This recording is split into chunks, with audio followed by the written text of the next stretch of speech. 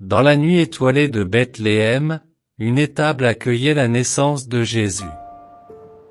Marie, enceinte et fatiguée, et Joseph, cherchant un endroit où se reposer, n'avaient trouvé aucune place dans la ville bondée. C'est ainsi qu'ils se retrouvèrent dans une humble étable. Là, Marie donna naissance à l'enfant Jésus. La scène était empreinte de simplicité et de lumière divine.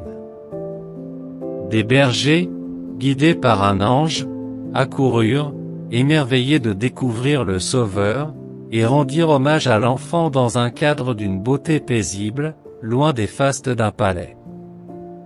Les mages, observant une étoile brillante dans le ciel, se mirent en route pour rendre hommage au nouveau roi. Leur voyage les mena jusqu'à Jérusalem, où ils demandèrent à Hérode, où est le roi des Juifs qui vient de naître. Hérode, inquiet de cette annonce d'un Messie, consulta ses sages et conseillers. Bien qu'il cachât sa peur derrière des mots polis, il envoya secrètement les mages à Bethléem en leur ordonnant de revenir lui révéler l'emplacement de l'enfant, prétendant qu'il souhaitait lui rendre hommage. Mais en réalité, Hérode craignait pour son trône. Une nuit, un ange apparut à Joseph en songe, lui ordonnant de fuir avec Marie et Jésus en Égypte pour échapper à la colère d'Hérode, qui avait l'intention de faire tuer l'enfant.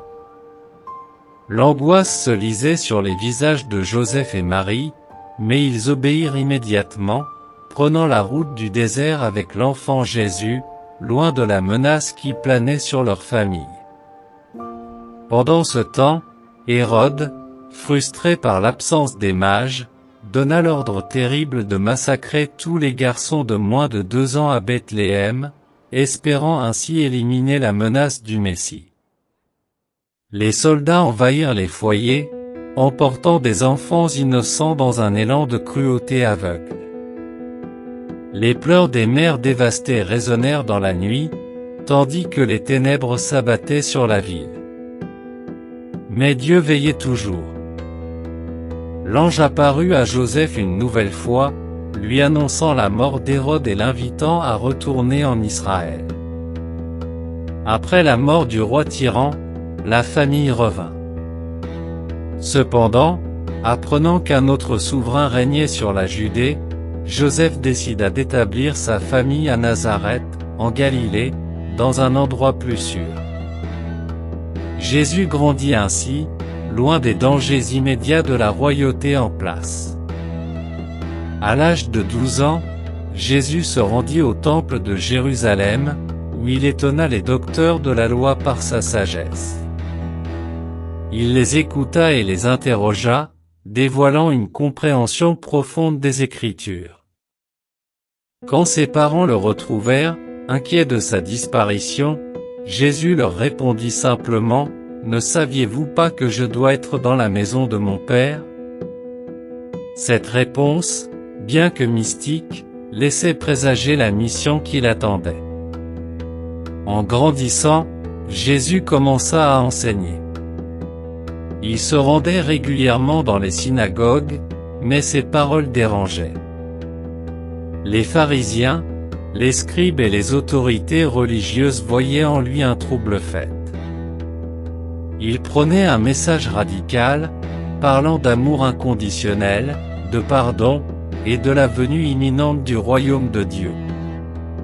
Ses discours étaient pleins de compassion pour les opprimés et de défis envers les traditions rigides. Ses paroles résonnaient comme une nouvelle vérité qui n'épargnait aucune institution, mais qui faisait écho dans les cœurs de ceux qui l'écoutaient avec foi.